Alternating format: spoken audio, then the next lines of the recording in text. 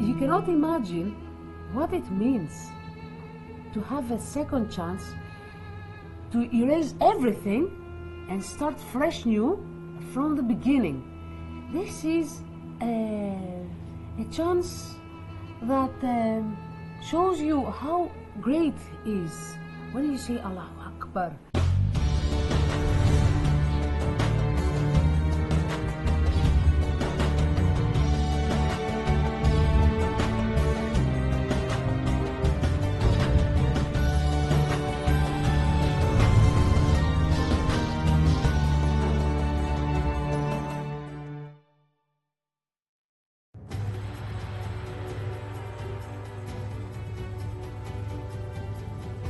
Yunani, negeri seribu dewa, mengusik rasa ingin tahu saya tentang negara ini.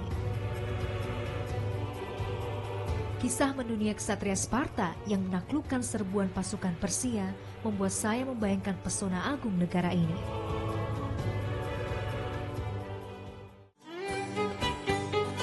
Tak hanya itu, sebelum Masehi penduduk Yunani memuja dewa dan dewi sebagai Tuhannya. Konon, kehadiran para dewa dan dewi ini untuk mengatasi kekacauan yang dilakukan oleh penduduknya pada masa itu. Pikiran saya dipenuhi tanya, bagaimana syiar Islam bisa berkembang di negara ini? Itulah sebabnya saya memutuskan untuk singgah di Athena, ibu kota Yunani. Athena menjadi satu-satunya ibu kota di negara Uni Eropa yang tidak memiliki masjid. Namun siapa sangka, ternyata Muslim berkembang dengan cukup pesat di kota ini dengan segala keterbatasan yang ada. Bagaimana kisahnya? Ikuti dalam Jazirah Islam.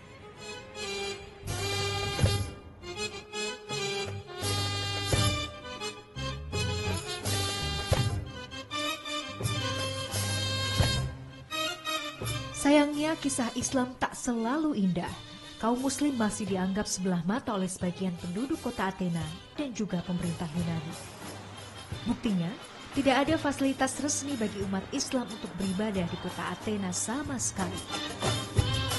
Bila dirunut dari sejarah yang ada, pada masa dinasti Ottoman Turki, penyebaran agama Islam dilakukan dengan cara peperangan. Hal ini rupanya meninggalkan kesan buruk bagi perkembangan Islam itu sendiri, hingga perizinan untuk pembangunan masjid pun sulit didapatkan. Di antara berbagai kesulitan, cahaya Islam terus bersinar.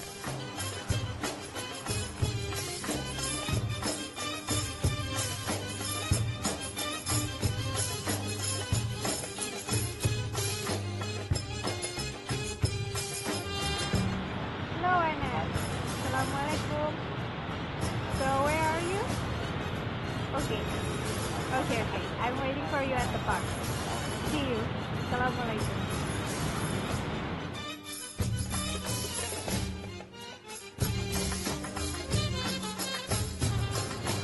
Hello, Anna. Hello, Hamida. Waalaikumsalam.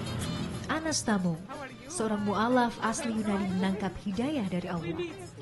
Tak kenal lelah, wanita istimewa yang saya temui ini aktif melakukan syiar Islam di negeri para dewa ini. Subhanallah.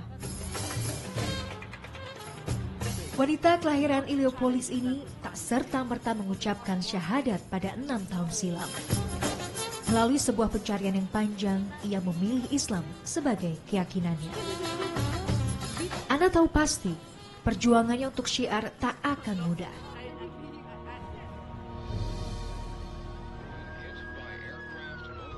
Bagaimana tidak, Islamfobia terjadi di negaranya akibat serangan menara kembar WTC pada 11 September 2001.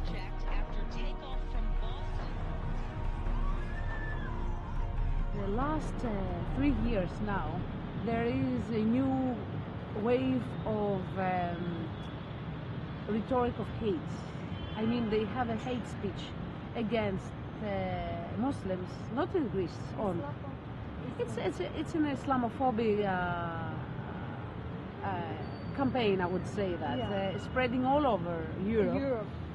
And it came to us by mistake. It came to us, but it came, and it suit this government. Kecintaannya kepada Allah Subhanahu wa Ta'ala terus menuntun langkahnya. Ana adalah kandidat muslimah berhijab pertama yang masuk Parlemen Uni Eropa. Ini artinya Ana punya kesempatan untuk menyuarakan kepentingan umat Islam di Yunani. So, Anna, talking about Muslim here in Athens, what is the news condition? The news for the Muslims are no news. Sometimes the British used to say no news is good news. But actually we have stuck here because we were supposed to expect the mosque by any day now. Yeah. And in spite of this fact that all the assurances of the ministries, we're still in point zero. It is difficult to being a Muslim living here in Athens. Not in all aspects of life. Yeah. I would say that there's no issue for all walks of life, for all activities in life, except when you want to practice your religion. I mean, there is no problem if you're a Muslim and you go work or university or shopping or spending or having a business. It's not a problem. But the issue is when you want to pray, when you want to get married, when somebody dies, and when somebody wants to pray, just to pray. This is when the conflict starts.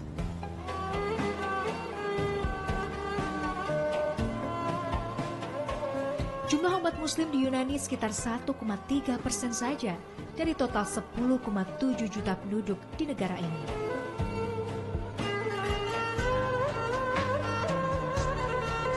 Hampir 200.000 dari mereka hidup di kota Athena, berbaur dengan penduduk Athena yang mayoritas memeluk agama Kristen Ortodoks.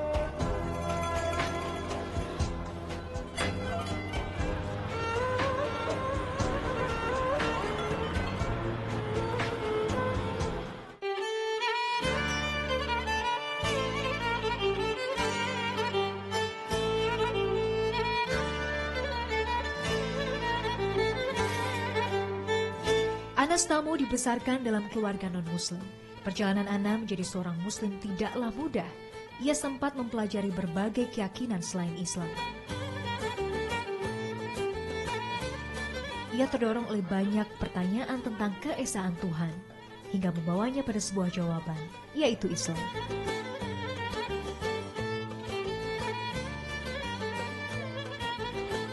Kini bersama suaminya Naim Elgandur, Ana mengelola organisasi Muslim Yunani sebagai media relation. Pasangan ini bertemu ketika mereka menjadi sukarelawan dan bertugas sebagai Yayasan Dokter Dunia di Irak. Berkat peran Naim jugalah, Ana menjadi semakin tertarik dengan Islam. Let's go back for many years. What is your feeling here in your heart while you saying Shahada, La ilaha illallah? I was reborn. I was reborn. I was very conscious on what I was doing. I was ready. I was there. Body and soul, I was there. And honestly, I started my life again there. Like, I felt so clean. I felt very pure. And I felt very blessed that I had another chance in life. Memilih Islam sebagai keyakinannya tidak serta-merta terjadi setelah ia mengenal Naim kala itu. Anastamo berusaha kritis, terus meneliti dan membandingkan setiap jawaban yang ia cari dari berbagai agama. Kini bagi Ana, Islam terasa begitu nyata. Ana menemukan Islam adalah satu-satunya agama yang mengupas seluruh aspek kehidupan dengan begitu jelas. Ketika akhirnya Ana memeluk Islam, ia merasakan anugerah hidup yang begitu besar. You cannot imagine what it means to have a second chance to erase everything and start fresh new from the beginning. This is a chance that shows you how great is. When you say Allah Akbar, you say this Akbar, this huge, this the biggest. I mean, the greatest. you realize this, that the other people cannot realize what I mean. You start again. You start Yeah. all over. I never looked back to compare or to think. I say now, is somebody give you a big diamond like that and tell you run, run. This is the way, the straight path that says Surat al-Mustaqim. They say this, and you take this jewel and you run. Keberadaan Ana di Yunani sendiri dianggap begitu berpengaruh sehingga ia dinobatkan sebagai salah satu dari 10 wanita muslimah yang dianggap memiliki peran di benua Eropa oleh European Muslim Professional Network atau CEDAR. Syiar dilakukan Ana dengan cara yang positif dan damai. Melalui pemikirannya, Ana mencoba membawa nama Islam yang cinta damai.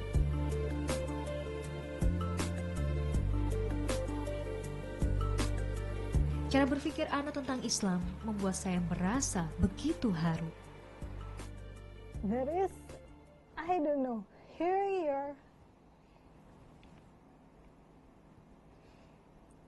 it should be you who's crying, not me. No, Yeah. Hearing your story, you're Muslim, changed your life totally. Me as a Muslim since I was born, I cannot think totally like you. Yes, because you have this gift from the beginning. Yeah. But you know, there are Muslims that leave their Muslim countries. Yeah. Or even if they don't, but they lose Islam in the midway. They lose it. I have seen Muslims that want to do whatever they see in the films. Have a girlfriend, go to a bar, having parties. And when they leave, they say, okay, nobody's watching me. Now I can do everything. They pass through these phases. And you know how they feel when they come back. They feel again like they made Shahada again. Yeah. And they become very devoted Muslims. So Islam is nothing that you have it. Yes, you had the privilege to have it with your birth. But you can lose it and you can win it back, and it is something that you have to nourish, and you can water it and have it like a nice flower that you have in your garden.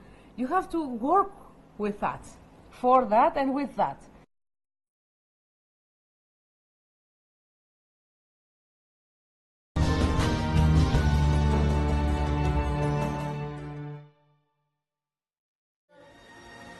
Bismillahirrahmanirrahim. Bismillahirrahmanirrahim.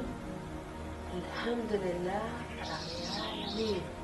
Alhamdulillahirabbil alamin. Meski sibuk, tugasnya sebagai seorang ibu tak pernah ia abaikan. Di sela-sela kegiatannya, Ana bergantian dengan suaminya untuk mengajarkan Iman dan Ismail belajar agama sejak dini. Bagi Ana, seorang istri adalah penanggung jawab di dalam rumah dan akan dimintai pertanggungjawaban atas tugas dan kewajibannya itu. Ya, bagi anak-anak Ana ini adalah sebuah tantangan untuk mempelajari karena anak-anak di sini tidak memiliki fasilitas semudah anak-anak yang ada di Indonesia untuk memiliki pengajian untuk belajar Quran. Jadi bagi mereka belajar dengan orang tuanya adalah satu-satunya cara mengenal Islam sejak dini.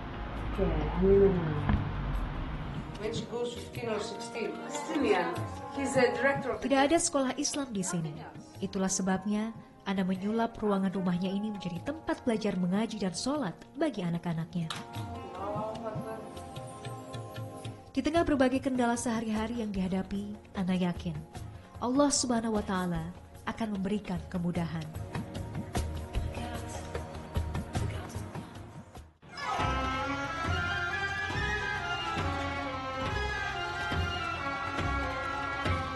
Nama Yunani begitu tersohor sebagai negara nan indah untuk tujuan wisata.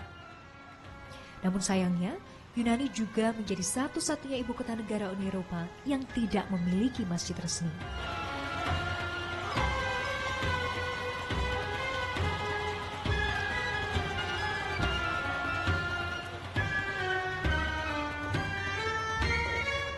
Masjid Masjid As-Salam adalah salah satu masjid yang ada di kota Athena.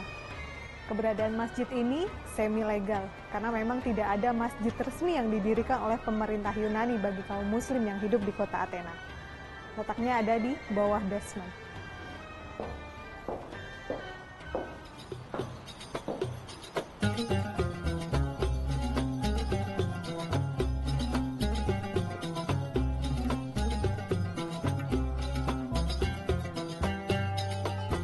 Masjid As-Salam adalah salah satu masjid tersembunyi yang ada di kota Athena.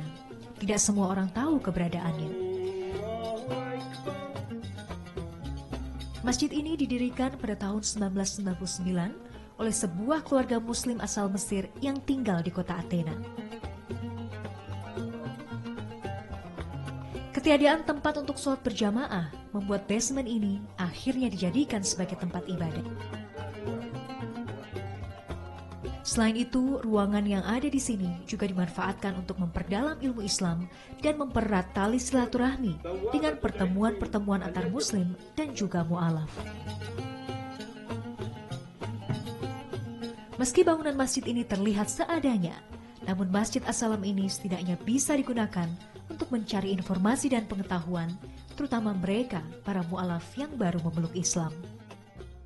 Sulit sekali menemukan buku-buku Islam yang diterjemahkan dalam bahasa Yunani. They don't want to build a mosque in Greece. That's why actually all the mosques in Greece are like basements or shops. You know, they rent a shop and they make it as a place for prayers. They're not allowing to build mosques because I don't know what's the reason, but mostly because, you know, they're scared of maybe the jihadist thing and all that. We don't have this thing here. We don't have any groups that belongs to anybody or any country. In Greece, everybody looks for a job, makes his prayers, do his life, and that's it.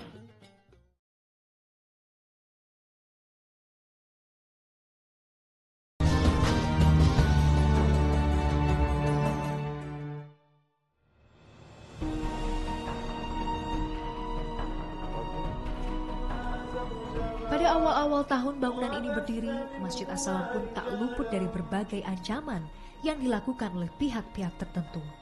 Melaksanakan ibadah berjamaah di kota Athena pun menjadi sebuah tantangan yang sangat berat hingga mengancam nyawa. Kini, situasinya jauh lebih aman. Sayangnya saat ini Yunani tengah menghadapi krisis ekonomi.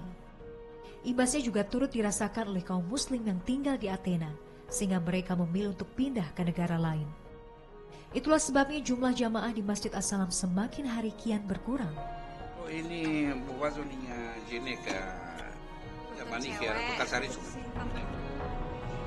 Kesulitan yang dihadapi umat muslim pun tidak sebatas pada ketiadaan masjid. Tidak ada imam untuk menikahkan umat muslim. Belum lagi masalah pengurusan jenazah secara Islam. So Mr. Abdurrahim, what needs to clean the janazah in here in Athens? Χρειάζεται μόνο να κανονίσουμε με το γραφείο τελετών, να μου πεις έχει μία γανάζα, άνθρωπος πέθανε θέλουν να το πλύνουμε, μετά έρχεται, το φέρεις με το αμάξι εδώ, αρχίζουμε την εργασία μας, δουλειά μας, πάνε απάνω το πεθαμένος, το πλύνουμε, κάνουμε κάφαν κανονικά και μετά το φέρνουμε στο κουτί και κατεβαίνουμε ή απάνω εδώ ή εκεί. Ένα από τα δύο. Κάνουμε το προσοφή μας, παίρνω ένα χαρτί πράξης θάνατο που πέθανε ο άνθρωπος και μετά φεύγει. Ή πάει στον πατρίδα του ή πάει στο Κομοτηνή. Ένα από τα δύο. Μόνο αυτό.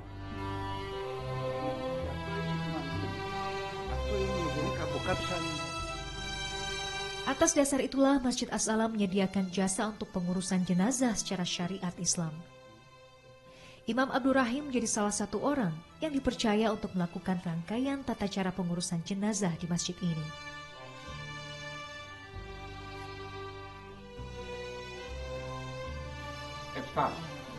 Αν είναι εδώ, μένα 5. Αν είναι, 3. Jadi ikatan ini, kata Ustaz Abdurrahim ini, tergantung besar badan si jenazah. Maksimal 7 ketika memiliki badan yang besar, ketika dia kurus 3. Τρία. Ναι. Αν είναι δυνατός. Εδώ αυτός είναι η γυναίκα. Οι άντρας...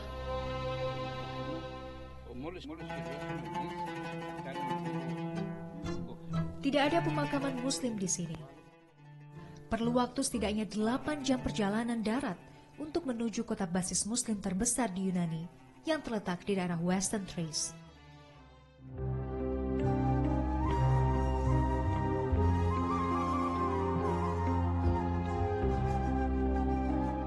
Tidak mudah perjuangan yang harus dilakukan saudara muslim dari Athena. Namun tangan Allah senantiasa membimbing dan menguatkan. Semoga kesabaran dan ketabahan selalu menaungi mereka, dan cahaya Islam bisa bersinar kembali di negeri 1000 dewa ini.